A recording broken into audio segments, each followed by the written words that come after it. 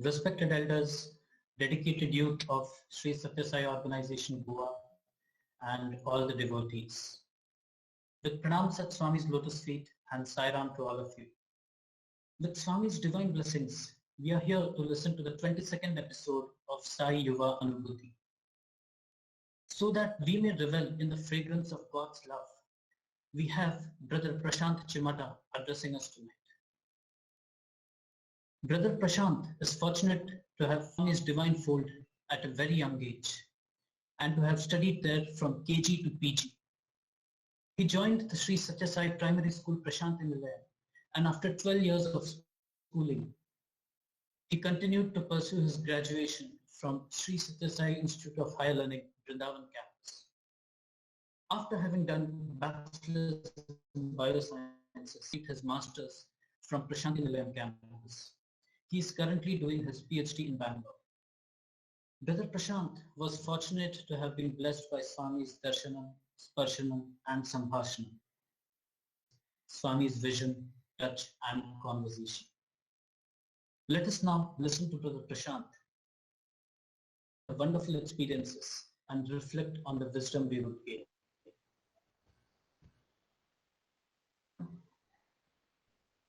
Om Shri Sai Ram. Offering my humble pranams at Bhagwan's divine lotus feet. Respected elders, my dear brothers and sisters from Sai family. Sai Ram to all of you. It gives me great pleasure to give a talk cherishing and recollecting all the memories I experienced at his divine lotus feet. So let me go across the years I had spent at Swami's divine lotus feet. So for me, it has been a very easy start into Sai fold, because my family has been in the Sai fold for almost three generations. So it actually started with my great grandparents from the 1940s. And then my parents like in 1990s. So my first experience related to this was my birth itself. So this particular incident had occurred in September 1994. So my mother was in the end term of her pregnancy, and my grandmother knew a senior Sai devotee who was blessed with a chance of seeing Swami at a particular time. That was actually, she used to see Swami at 10 o'clock wherever she is, every single day. So this devotee of Swami came to my grandmother and told her, see, I know that your daughter is going to give birth to a child, but one thing, just let me know when your grandchild is going to be born. And my grandmother thought, okay, she didn't expect anything. She thought it's like normal. It's just like a concerned family friend of hers who wants to know the details.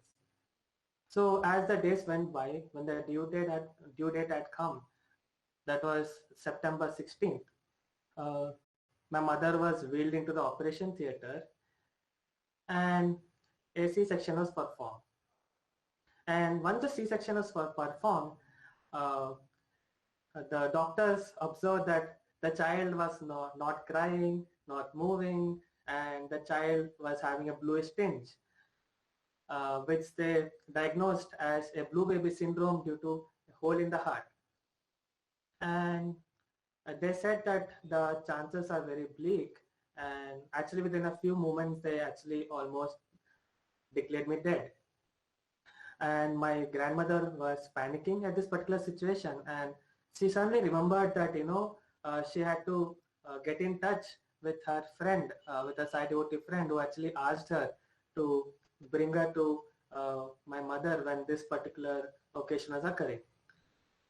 So immediately she called her.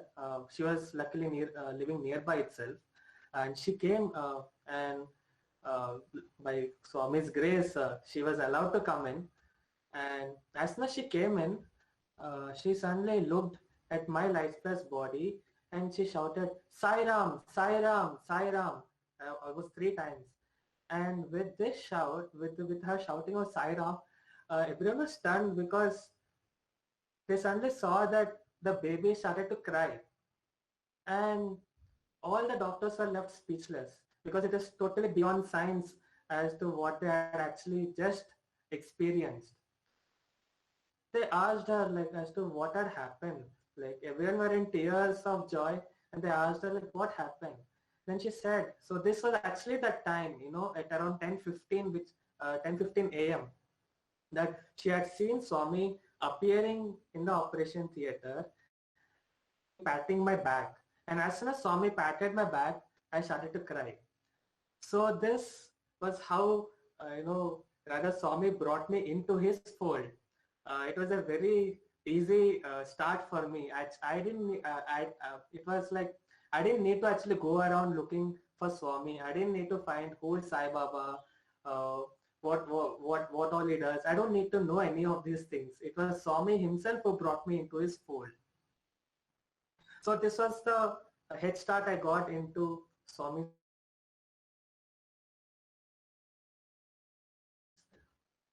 In January 1995, January 9th to be precise, my mother wanted me to get the Annaprasna ceremony. That is the first feeding of solid food to be done by Swami. So she came to Prashanti Nilayam with me, and my grandfather was state coordinator of Andhra Pradesh for 3 districts. And since he was a state coordinator, my mother asked him whether he could actually speak to Shauri auntie, who was in charge of sitting arrangement of the ladies' side, whether she could grant my mother a first place so she can get the blessings. But to my mother's dismay, my grandfather said no. He said, if Swami wants, wherever you are, Swami will come. And my mother was obviously left dejected that, he did not give her a chance. But anyways, she thought, yeah, what he also said is true. And if Swami actually wants, Swami will come wherever she's seated.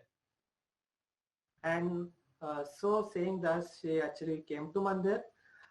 And yeah, she did not get the first row. She was sitting somewhere in between.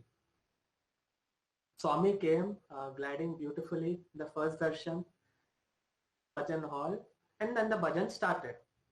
Then my mother lost all the hopes because after the bhajans and aarti, Swami directly head back to the Purnachandra residence.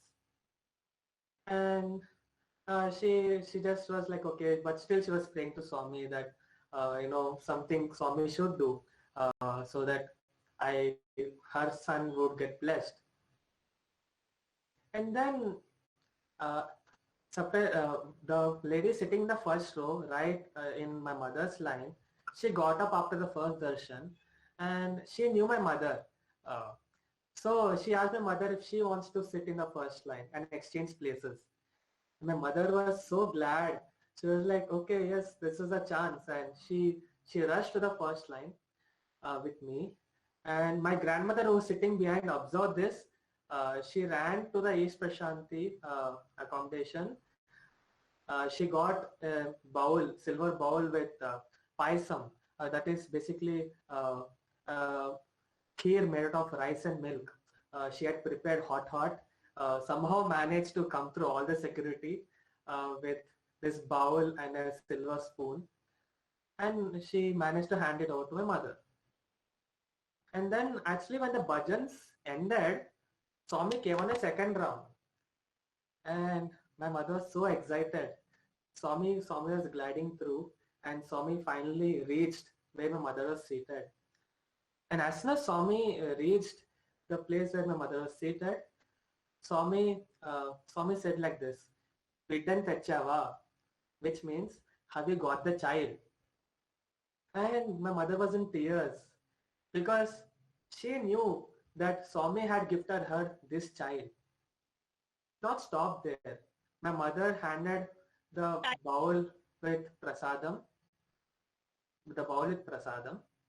to Swami, and Swami did not use a silver spoon. Swami removed the silver spoon, and Swami with his own hands picked a bit of the paisam and kept on my lips. And that was the first sparshan I had with Swami. And I'm so grateful to Swami, my mother, and my family for all the prayers, because I was a direct beneficiary for all their efforts. And this happened on January 9th, 1995. So as the years passed, my mother, my grandparents wanted me to study in Swami's institutions. My mother herself had always a wish that she studied in Swami's institutions. Unfortunately, she did not get that opportunity, and she wanted me to study in Swami's school. I was too young to understand any of these things. For me, it was like, I have to go and study in Swami's school because it's a big school, and I will get chance to, go and talk to Swami. That was all I knew. I did not know anything else. I did not know spirituality, nothing I knew. It was just I knew a few value education because in my LKG, UKG, I was put into the Sai Balukas program where they had taught us fundamental human values. And yes, so I gave the entrance exam for Sri Satya Sai Primary School in the year 2000. And by Swami's blessings, I qualified the exam interview and I got admitted in Sri Satya Sai Primary School. Now, let me just give a brief setting of our Sri Satya Sai institutions. Now, Sri Satya Sai institutions, when I first joined, like for me, it started with primary school. It's not like any other regular school. It's like more of a modern Gurukula system. Our mind was always occupied with one or the other activities, always focused on Swami. We started with waking up early in the morning, followed by Suprabhatam, jogging, getting ready, having breakfast, going to school, coming back for lunch, again going back to school, then in the evenings going to have Swami's darshan.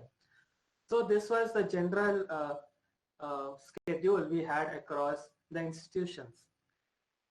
So Swami himself has said that if you just follow the schedule of the Satya Sai institutions where you studied, that itself is a japa. Why? Because your mind is always occupied, because it's always centered around Swami. All anecdote with relation to the power of the mind. So once upon a time, there was a man having lots of work at his home. He used to be so tired at the end of the day, and he was so frustrated with his life because he was not having any free time to himself. So one day he happened to meet a sadhu seated under a tree, and he went to the master and said, "Oh master, can you solve my problem?" The master asked, "Okay, come on, tell me what's the problem." And this man said, "Oh master, I have lots and lots of work at my place. I'm unable to complete all the tasks and I'm being drained. I just want a solution to this problem of mine." And the master said, "Oh, this is very simple. I will grant you a wish. I'll give you a servant who can achieve all the tasks you dictate to it." Then this man was overjoyed. He's like, "Oh master, thank you for this." But then there was a trick in this. Then the master said, "But one thing, if you're unable to, give him work, whenever he's free, he'll come and eat you." And this this did not actually baffle a man because he thought he already has too much of work to accomplish during the day. And he said, okay, master, there's no problem. I'm very thankful to you that you have given me this solution. So he takes the servant along with him. When he reaches home, he sees that the servant is actually performing well. But little did he know that the servant was performing too well for him.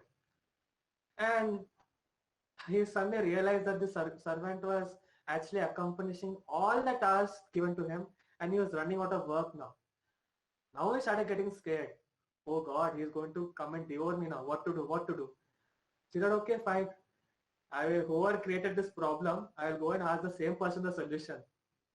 So he runs to the sadhu seated on the tree and he says, oh master, now I have another problem. The problem is that this particular servant whom he had gifted me is able to achieve all the tasks and now I have run out of tasks to give him. What do I do now? I'm scared of my dear life. And the master laughs at him and he said, oh, that's very simple. You don't need to worry. You just tell the servant to just erect a pole and let him climb it up and down until you find any new work. Isn't it a very simple solution? To this, the person was like, wow, it's a very simple and easy solution. And he went back and he achieved the purpose. What is the moral of the story? So in this particular anecdote, the servant here is equivalent to our mind. The mind has immense power. Whatever task you assign it, it is able to accomplish it. But there's one catch here. If the mind is left idle, it devours you. It becomes like a devil for you. So our activities in Satyasai institutions were so tight and always centered around Swami that our mind was totally centered around him and had very, very little chance of actually having no work or being lost in some thoughts. This actually I realized once I just came out of the institution, and then I realized that we have to follow this Swami schedule wherever we go. So coming back to my primary school days, so in primary school we had the chance to go to Mandir every Thursday and Sunday in the mornings. So Swami was like our hero. Like as small kids, you don't know much about God, spirituality. You don't know much of all this. For us, Swami was our hero. We just want to go and interact with him. And so we used to go. We used to try to sit in the front lines. So in primary school, we are given lots so that all of us get chance to sit one by one in the front line. Would glide through with the morning music. And then when Swami used to approach us, Swami used to give chance of Sambhashan. Swami used to ask us, what did you have for breakfast? And all of us are ready with an answer. Swami, we had idli, vada and sambar. And Swami is like, oh. Swami used to point at other students and Swami is like, how many idlis did you have? How many vadas did you have? And all of us were so filled with joy and we used to just shout out, Swami, we had 2 idlis. Swami will go to the headmistress, Muni auntie and say, are you feeding the children well? And Swami knew the answers for all of this. But it was just his motherly love, his motherly expression that he would come and give us a chance. How else, a Lord of the universe would start connecting with a tiny tot. We were also given chance. Swami used to ask us, from where are you? And we were taught a very ready-made answer, even from our first standard. We used to just say, Swami, we are from your divine lotus feet. Little did we know, we knew that this particular answer when given to Swami would actually give us great joy because Swami would be smiling with this particular answer. So it is like an analogy wherein, they had fed us this particular answer. We were enjoying the taste of it at that particular moment. We were able to experience Swami's smile, the divine experience. Little did we know that this was one of the highest philosophies, that we all originated from the divine and have to go back to the divine. All this was realized across the years when this particular uh, answer of us, which was fed into us with divine taste, was slowly getting digested in us. And talking about our interactions with Swami during the primary school days, we were given chance to go with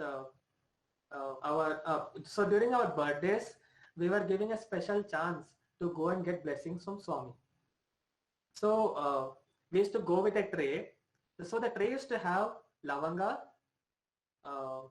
it used to have kaju, badam, and some chocolates, and a marker, and a Swami's photograph. So we used to go like maybe 3 or 4 of us, depending on the number of birthdays. Usually upper limit was I think around 4 to 5 people. So we used to go sit right in front of Swami's interview room door. So we used to sit and eagerly wait for Swami to open the door. And as soon as Swami opened the door, we spring onto our knees with this tray containing all the items so that Swami actually blesses us. It's just an excuse for Swami to bless us. So one particular incident happened in my 3rd standard. So this was the last time actually in my primary school where I physically went towards the interview room door with the tray. So in my 3rd standard, I had 2 more brothers seated with me. One was studying in 5th standard and another brother was senior brother who was in 7th standard. So all of us were there, and as soon as Swami opened the door, we sprang onto our knees, and Swami lovingly asked, like, from where are you? What is your name? To which we gave our replies, and then Swami started to throw apples at us.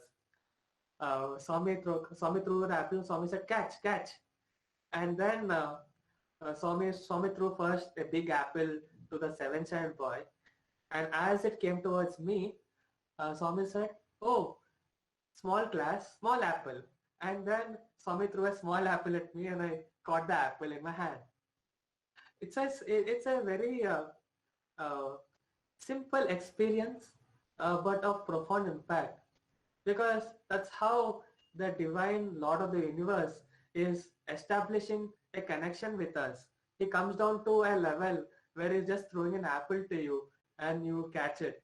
And that's one of the first Persians, sambhashans we have with Swami. And as soon as we get this apple, we go back to the primary school hostel, and there we hand over this particular divine prasad of ours to the class teacher. So the class teacher there divides the apple into number of parts. It's like if you have 50 people in the class, she would divide the apple into 50 pieces, and all of us would be sharing this divine blessing. So this aspect of sharing also was inculcated into us right from a very tender age. And going back to the interactions we had with Swami. So Swami used to shower lots of gifts to us. So I had a divine opportunity to collect a torch from Swami's hand, safari suit from Swami's hands. Swami used to shower chocolates. Swami used to throw chocolates to us, and we used to go for the chocolates. Sometimes it's like a game. Swami is playing like, are you going for the Maya, or are you going for the Lord? We all fall prey to the Maya many times as kids. Swami, we want chocolates. When the Swami is there, we want both. But Swami is throwing chocolates, so yeah, we go for the chocolate. It's very hilarious when you recall these particular incidents.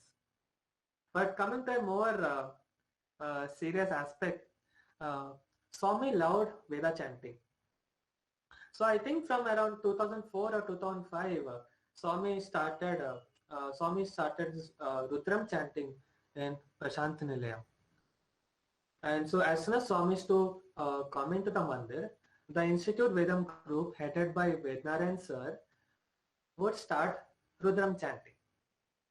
And then by the time Swami reaches the veranda, the place where portico, the place where Swami's Maha Samadhi is currently located, the mid stanzas of Rudram would be going on, especially Namakam.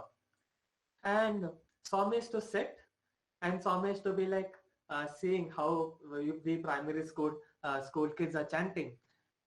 And then Swami will tell, okay, now let's alternate. Let the institute students chant one stanza, and the alternative stanza let primary school children chant. And we were so filled with excitement whenever Swami used to do that. And we used to go double notch the pitch.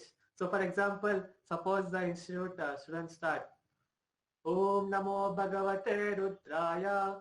And when it comes to primary school, we used like, Om Namaste Rudramanyava. We used to go, almost double or triple the Shruti so that, we're able to, with our squeaky voices, so that, we're able to catch Swami's attention. And invariably, we used to do that successfully. Swami used to look at us and Swami used to make an expression, Swami is so proud to have us, like a divine mother. He's so happy that his children are chanting Vedam. And Swami used to pick randomly some of the students who are seated there from primary school. And Swami used to call us to the portico and Swami tell, Kani, start chanting. And there would be silence everywhere and only you would be left standing there chanting Vedam.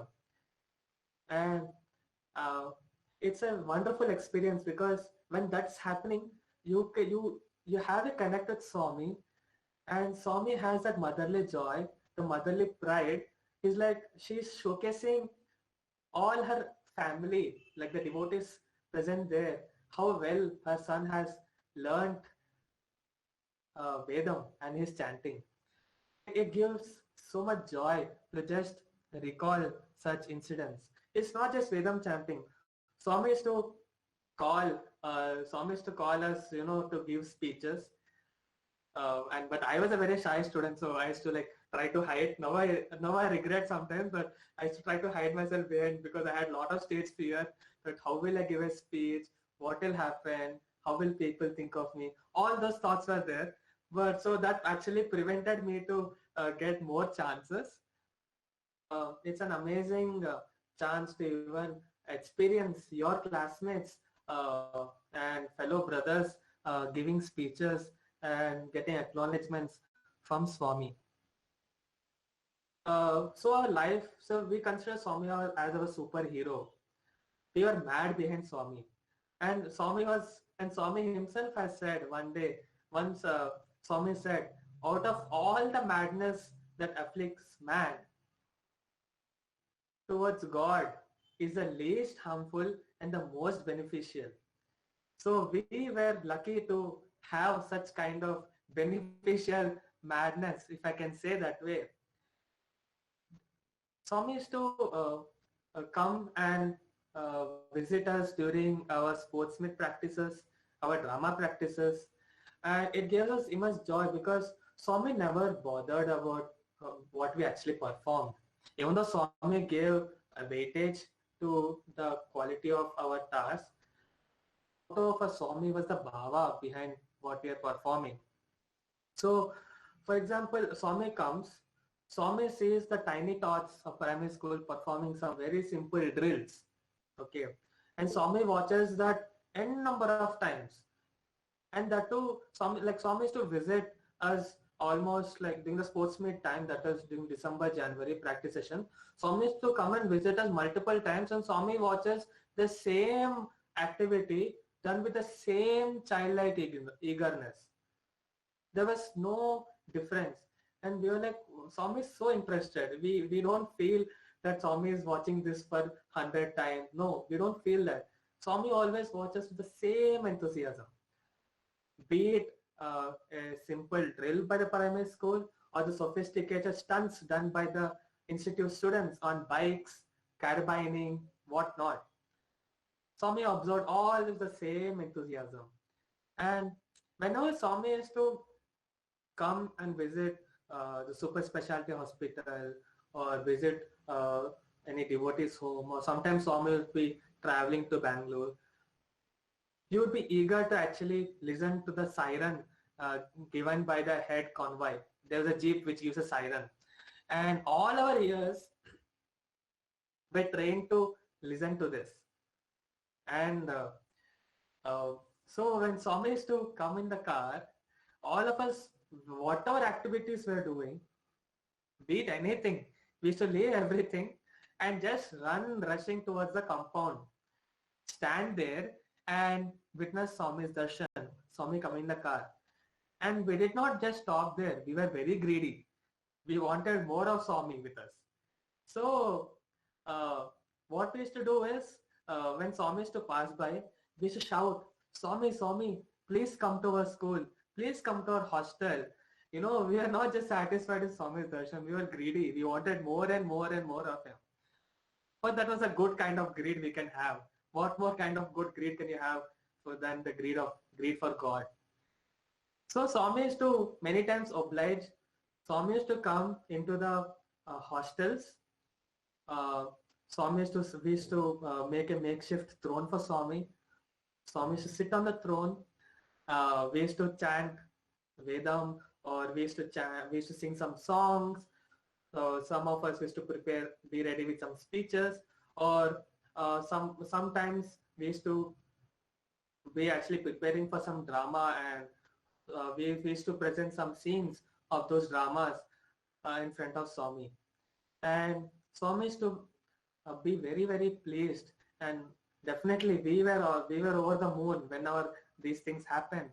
And we used to always pray that Swami keep coming very, very frequently.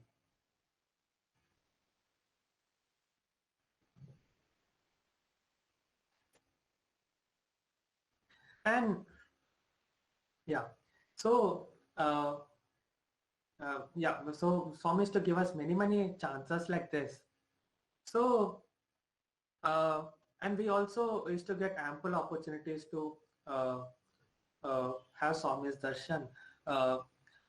So as I progressed to higher secondary school, so in higher secondary school, we used to get chance to have darshan every evening now. In primary school, it was just Sunday morning, Sunday or Thursday mornings. And as we came to higher secondary school, it was like we had darshan every evening. So this was a time when we used to theories we had. So we were always taught in theory that, you know, if you pray to God, God will respond to us. So we had the divine opportunity to test whether actually God responds to us or not. So one such a particular incident actually happened in school days, where I had this maths exam and I had this fear of mathematics.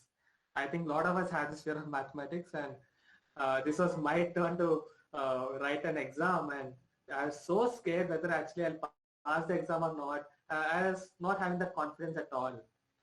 And so thinking, when I came to darshan, I just praying, Swami, please give me a chance to have a Pad Namaskar, so that I can have the confidence to clear the exam. State of mind. I just wanted more confidence, and I just praying that Swami, please come and I should get Pad Namaskar. Unfortunately, I did not get either the first line or the last line where Swami usually walks or comes around. I got bang in the middle. And I was like, oh God, gone now. My maths exam is gone. Confidence. But still I was praying, Swami, please come, Swami. I don't know what, but you should come. And then once Swami came to the line where I was seated. And then suddenly Swami asked people to part ways. Swami asked, make a way. And when Swami asked to make a way, all of us aligned in such a way that, you know, I got a chance now to be first row. Swami basically was cutting across. And as Swami was going through, I got my Pad Namaskar from Swami. And this Even though it appears very mundane, very simple thought in my head, Swami actually fulfilled the thought. And in my tiny thought heart, Swami reinforced the faith in him by multifold. And we, we also used to sit in front of Swami during the evenings and keep looking at Swami's eyes and keep praying, Swami, please, please give a glance at me. You keep pining for the glance of Swami. Even though you can see Swami, we have an opportunity to admire Swami. Wish he'll have the thought, Swami, please look at me eye to eye. And many times, Swami has acknowledged that. Many of our Sai brothers will vouch for it, that you pray, you be looking at Swami, keep praying to Swami, Swami, please look at me. It's just a very simple desire. You just want to have that eye to eye contact, and Swami would just directly look into your eyes, and you get goosebumps, and you're suddenly lost. You're lost into a different world altogether. So this was we. I also got opportunity during my primary school days to perform dramas in front of Swami.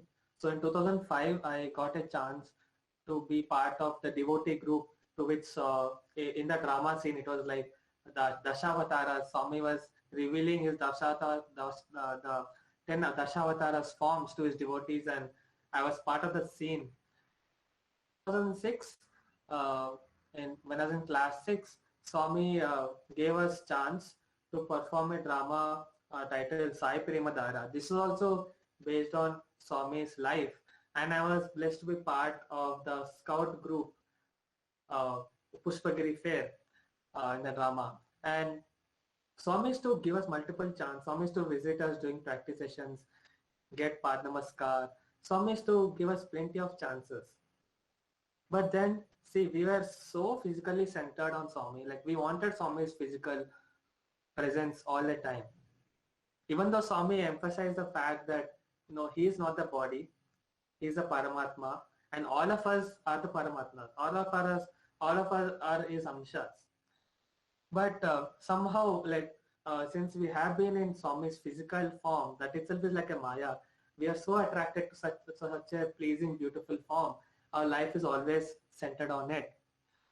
That in 2011, when Swami decided to leave the physical form, I was left emotionally torn.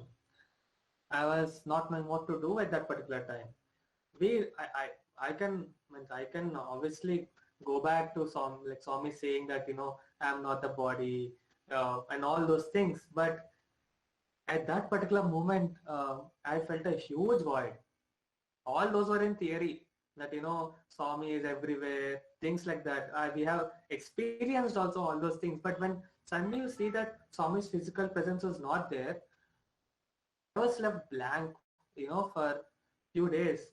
And then slowly I got back, cherishing Swami's moments, divine memories, but always there were tears when Vedam started, and you don't see Swami physically coming in. One particular night, I got a very beautiful dream, which actually gave all the answers to me. So in this particular dream, I was actually in my school days, even my institute days, I was given the opportunity to make the sitting arrangement in Mandir. To make the sitting arrangement, we have the chance to either sit in the first row to get a chance to be close to Swami. So in this particular dream also, I was a person in charge of making the sitting arrangement. So in the dream, I was making sure that everyone is seated well, and then I chose somehow not to sit in the first row, second or third row, because anyway Swami was physically not there. I was aware of it in my dream that Swami had physically left us. And then suddenly I saw everyone turning towards Yajur Mandir. So Yajur Mandir was the residence of Swami. So all of the people were looking towards Yajur Mandir when Vedam started, and I was like, why are they turning that side? Because Swami is physically no more with us. And but then I saw everyone was looking at continuously for 1 or 2 minutes. Then I myself craned and looked out what's happening. Then I saw that Swami was coming and Swami was walking. I was like, oh my God, Swami has come again. So I was aware that Swami is giving us a second chance. Then Swami walked across. Swami went and stood right in the center where right now Mahasamadhi is situated. Swami stood in the center there and Swami started summoning some devotees, some two foreigner devotees. I don't know. They're just in a dream, like two few devotees came.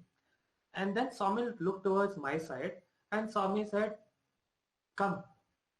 And I was like, whom is Swami saying? Definitely not me. Till now Swami never called me like that, I used to think. So I was looking this side, that side, like, oh, whom is Swami calling? I used to, I was looking that side and my classmates are like, brother, Swami is calling you only, go, go. They pushed me literally. And I stood up and I ran towards Swami.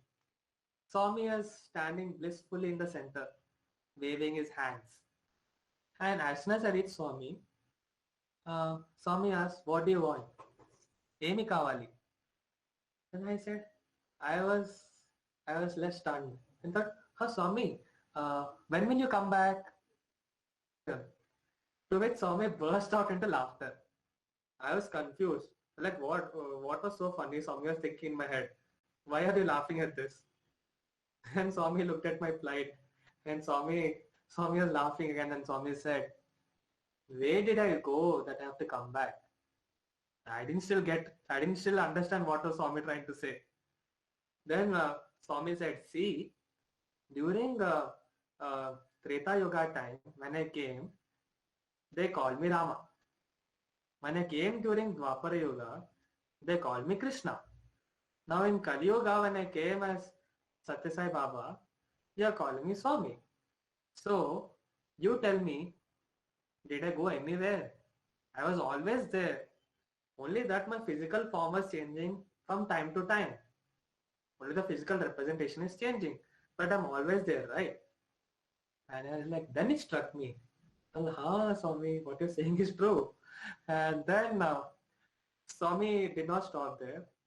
Swami pulled me closer to him. Swami pointed out like this. Swami said, can you see all the devotees here? I'm like, yes, Swami. Do you know one thing? What is most important for me is your faith in me. Nothing else matters to me. You just have faith in me.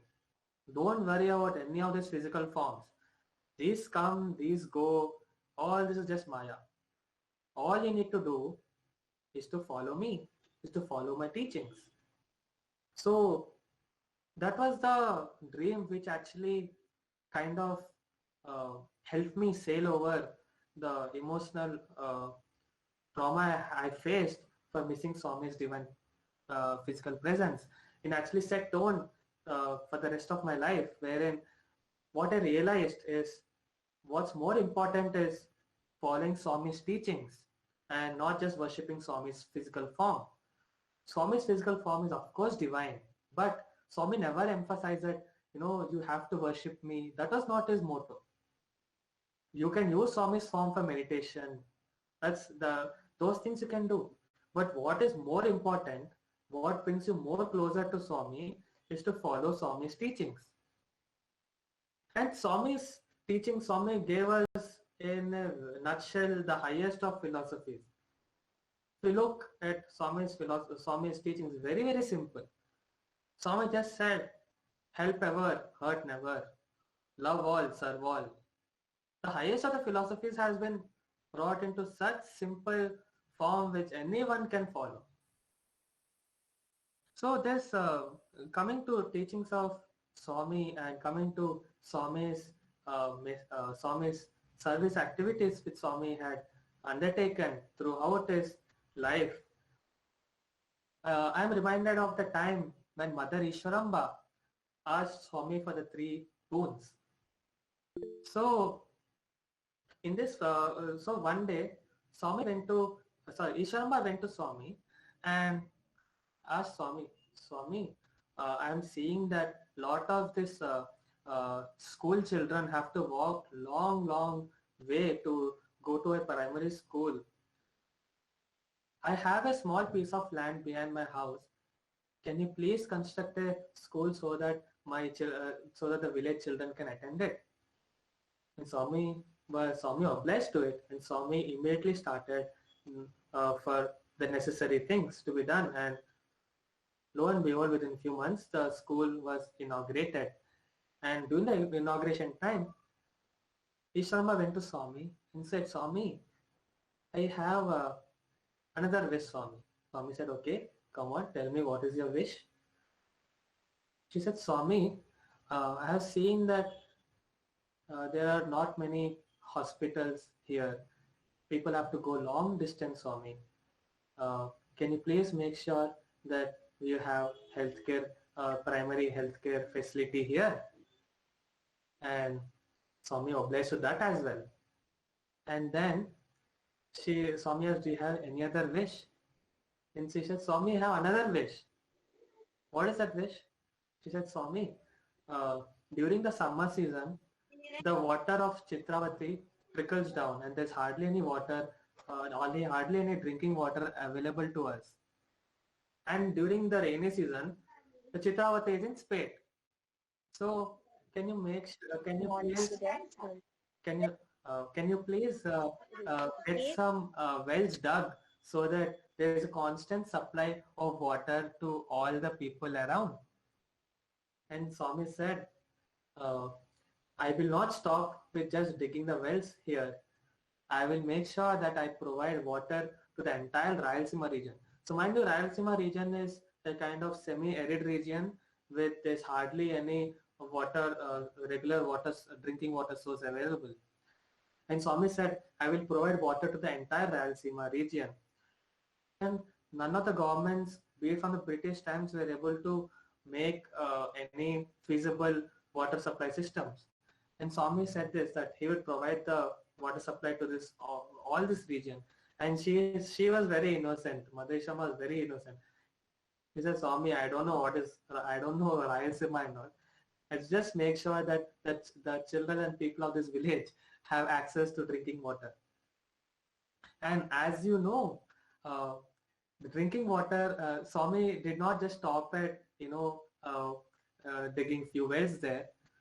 Swami had a huge mammoth water supply project at Anantapur, which was supplying water to the full Rayalaseema, the majority of Rayalaseema region. Mahbubnagar project, then the Godavari Basin region. Swami provided water supply to even Chennai Sai Ganga project. So Swami took her simple wish to another level altogether. Institutions. Swami did not just stop at a small school. Swami went on to establish a huge world-class university with world-class research facilities. And coming to hospital, Swami established 2 huge super specialty hospitals. All of this totally free of cost. There's no other place I can vouch where there's no cash counter. And the best part of Prashant Nilayam or any of Swami's places, you see a board, no offerings please. Where else will you find this?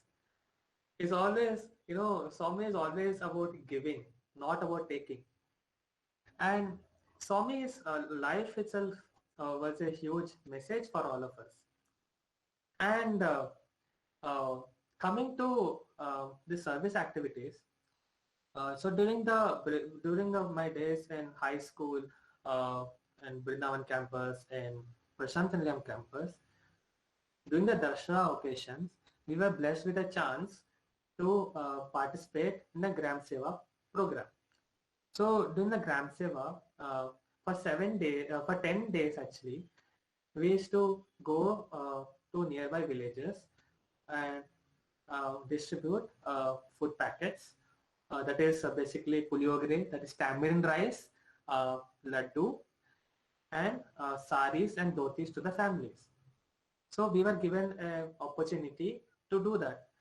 And Swami was always saying to us that, service is never like this. It's not that you're giving to someone. Rather, they are giving opportunity to you to do this particular seva. Rather, they are doing you a favor to do this particular seva. So, one particular devotee asked Swami, see Swami, throughout the year, people they are not doing any of these particular activities, but they're just going for 10 days and doing this particular activity. So what benefit it is to them?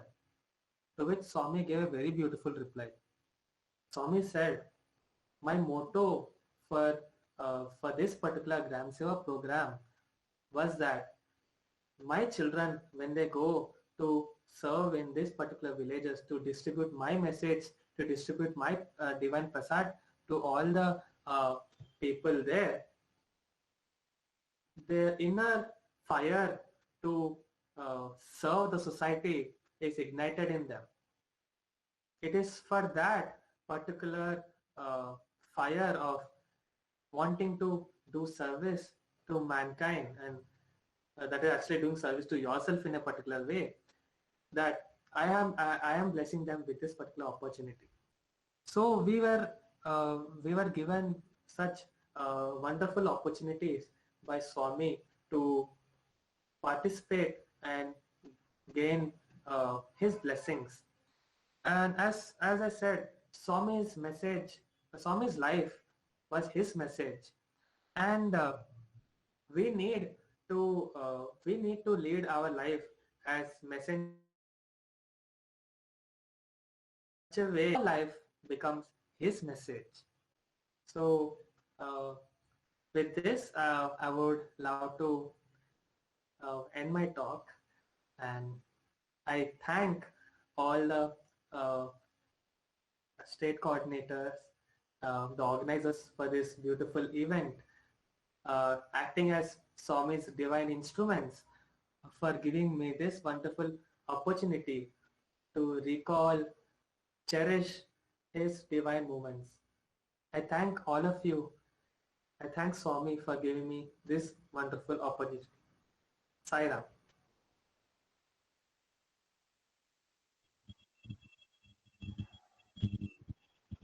Om Shri Sai Ram. My humble pranam at the divine lotus feet of Bhagwan Shri Satya Sai Baba. Thank you, Swami, for giving us this opportunity to listen, Sai Ram, to listen to the divine experience of youth. आज प्रशांत भैया की दिव्य अनुभूति ने हम सबको बहुत कुछ सिखाया. ऐसा लगता है कि हम और भी उनसे सुने. Believing in God and praying with all your heart make impossible things possible. स्वामी हमारी छोटी छोटी इच्छाओं को भी पूरी करते हैं अगर हम सच्चे मन से उनसे प्रार्थना करें. स्वामी जब ब्रदर प्रशांत के सपने में आए तो उन्होंने उनसे कहा कि ब्रदर प्रशांत ने कहा कि Swami when will you come back. तो स्वामी ने हंस के जवाब दिया कि मैं गया ही कहा था जो वापस आऊंगा. So this tells us कि स्वामी is always there with us. हमें उन्हें कहीं ढूंढने की जरूरत नहीं है. वो हमारे साथ है हमेशा. बस विश्वास होना चाहिए. Today, with the blessing of our Swami, we have completed 22nd episode of Sai Yuva Anubhuti. Prashant Bhaiya, we offer you our thanks for this wonderful and inspiring talk. I would also like to say Sai Ram to the state president, vice president, office bearers, committees, whole youth team, and all the Sai devotees. Before we end with today's session, I would just like to make a small announcement. The next Sai Anubhuti program will be held by Star Warden Committee's youth, Sister Trusha Naik, on 28th July 2021. Jai Sai Ram.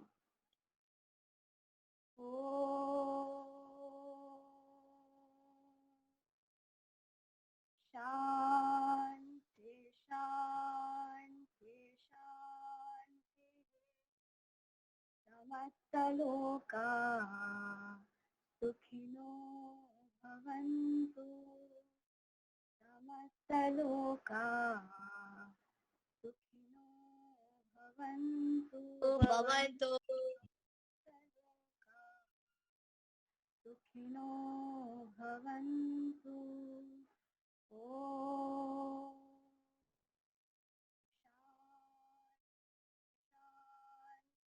शांति। जय बोलो भगवान श्री सत्य साई बाबा जी की।